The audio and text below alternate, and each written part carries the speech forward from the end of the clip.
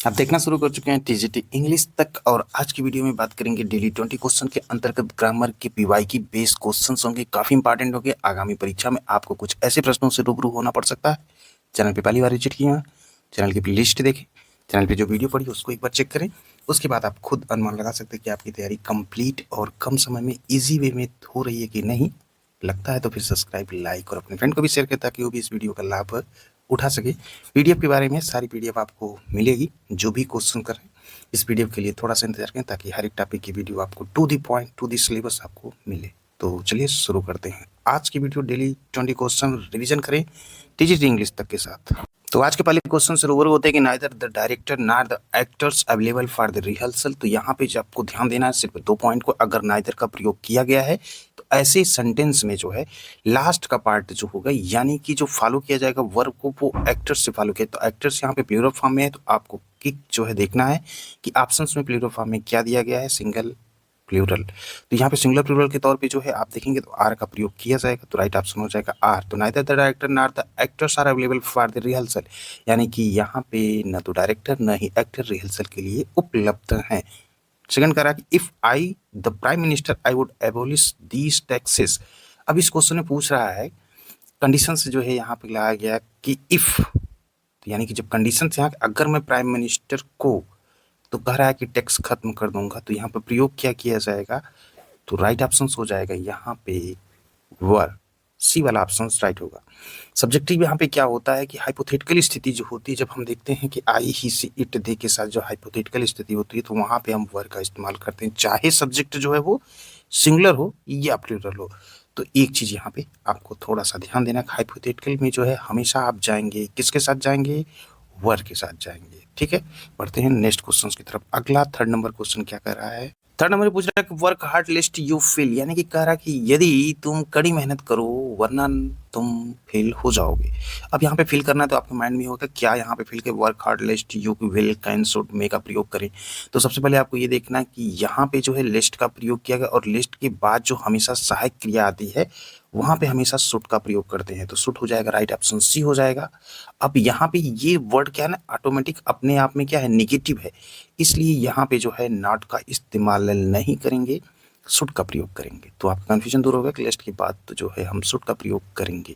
4 number question कह रहा है इज एडिक्टेड टू गैम्बलिंग। अब यहाँ पे जो है जेरेंड का प्रयोग करेंगे तो जेरेंड अगर माइंड में होगा, इसकी भी कंप्लीट वीडियो पड़ी चेक कर लीजिएगा। वहाँ पे पूछ रहा है कि he is addicted to gambling, तो यानी कि जुए की लत है उसे, तो यहाँ पे क्या फिल किया जाएगा, तो राइट ऑप्शन हो जाएगा। तो यहाँ पे he is addicted to playing, तो प्लेइंग यहाँ पे प्रयोग किया क्योंकि वर्ब का फर्स्ट फॉर्म जो इन्फिनिटिव आता है यहाँ पे जो एडिक्टेड टू जो दिया गया है तो इसके अनुसार हम वर्ब के फर्स्ट फॉर्म प्लस आईएनजी आना चाहिए, यानी कि एक जीरेंड आना चाहिए इसके बाद।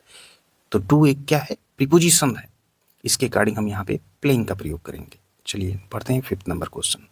5th क्वेश्चन में कह रहा है कि अब यहाँ पे कंपैरिजन किया जा रहा है कि the climate of Shimla is cooler than. अब क्लाइमेट जो शिमला का वो ठंडा है अकॉर्डिंग टू किसके, तो यहाँ पे दैट ऑफ दिल्ली कर लीजिए, दोज ऑफ दिल्ली कर लीजिए, तो राइट ऑप्शन हो जाएगा दैट ऑफ दिल्ली का प्रयोग करेंगे। यदि किसी एक जगह की क्लाइमेट की तुलना जब किसी शहर से हम करते हैं ना तो क्लाइमेट की तुलना क्लाइमेट से करनी होगी। तो सिंगुलर जब तुलना करते हैं तो जो वहाँ पे हम किसका प्रयोग करते हैं, दैट आप का प्रयोग करते हैं। प्लूरल की जब तुलना करते हैं जैसे लंदन की बात की जाएगी तो वहाँ पे हम क्या करते हैं, दोस आप का प्रयोग करते हैं। इसलिए यहाँ पे ये ऑप्शन हमने टिक नहीं किया, हमने दैट आप का प्रयोग। अगर यहाँ पे लंदन होता तो हम यहाँ पे जाते दोस आप के साथ। तो आपका यहाँ पे क्लियर हो गया होगा कि the climate of Shimla is cooler than that of Delhi. पढ़ते हैं 6 नंबर क्वेश्चन की तरफ।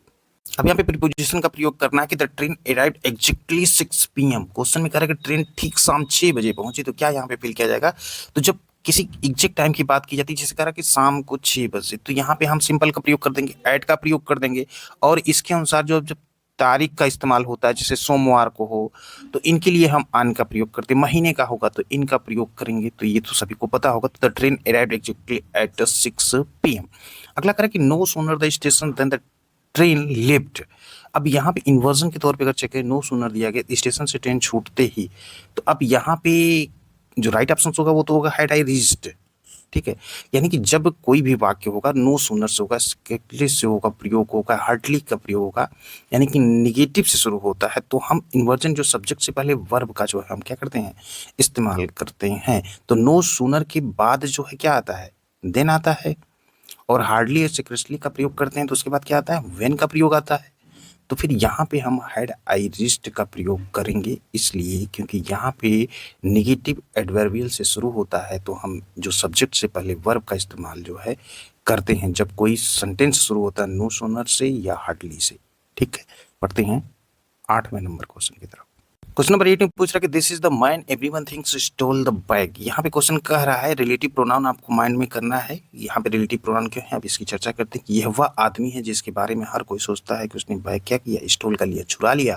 तो right option who, whom, which, whose में से आपको अगर चेक करना तो हु का हम प्रयोग क्या करेंगे, क्यों करेंगे, क्योंकि हु को जो है सब्जेक्ट जो है प्रोनाउन और होम को ऑब्जेक्ट होता है प्रोनाउन।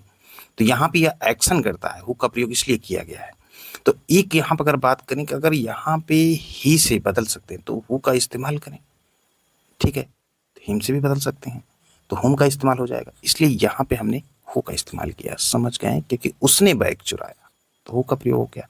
अगला खरा कि life is but A walking shadow, identify the figure of speech. अब यहाँ पे आपको फिगर ऑफ स्पीच देखना है कि जिंदगी बस एक चलती फिरती परछाई है, life is but A walking shadow.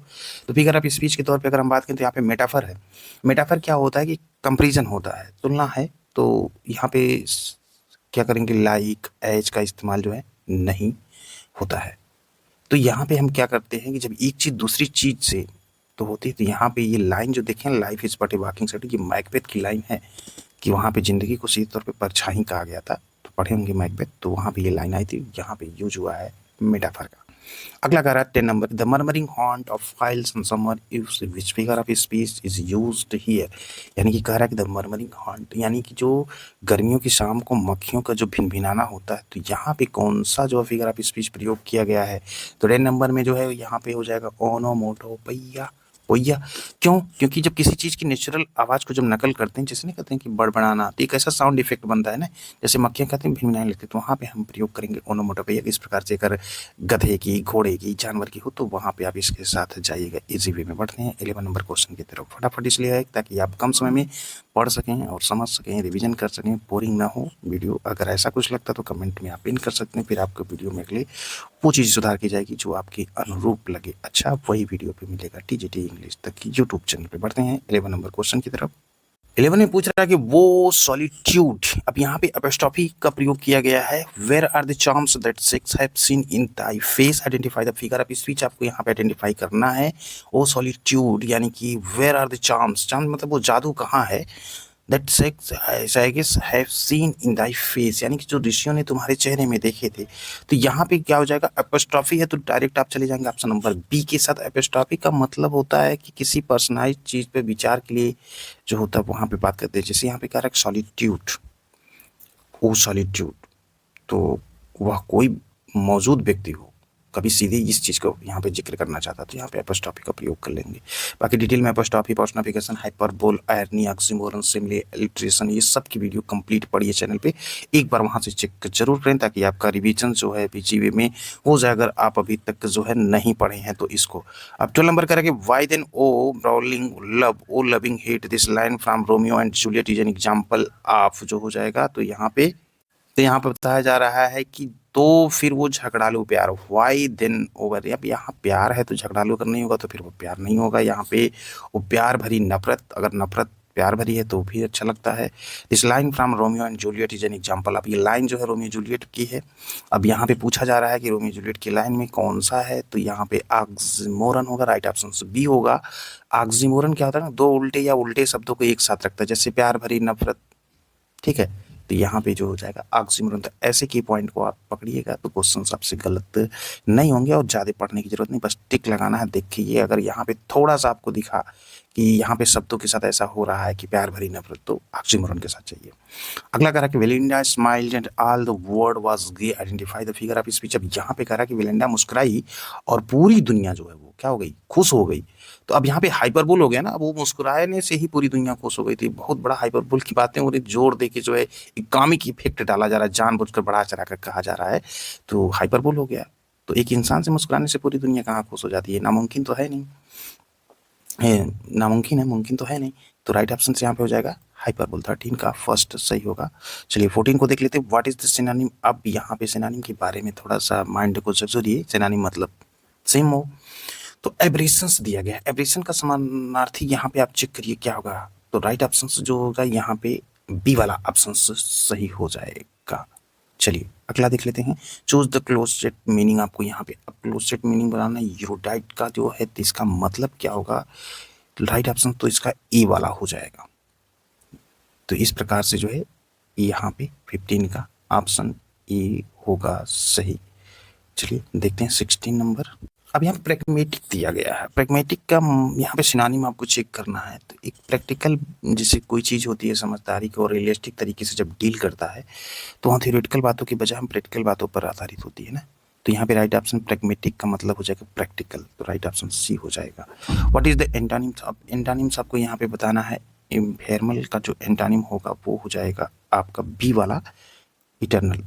और choose the antonym of malicious का बताना है 18 नंबर में। तो 18 नंबर मैलिशियस का मतलब होता है बेनिवलेंट, भलाई करने वाला। काफ़ी इंपॉर्टेंट, ये बहुत बार रिपीट हुआ, मैं तो देखते देखते इसको थक गया, इतना रिपीट हुआ है।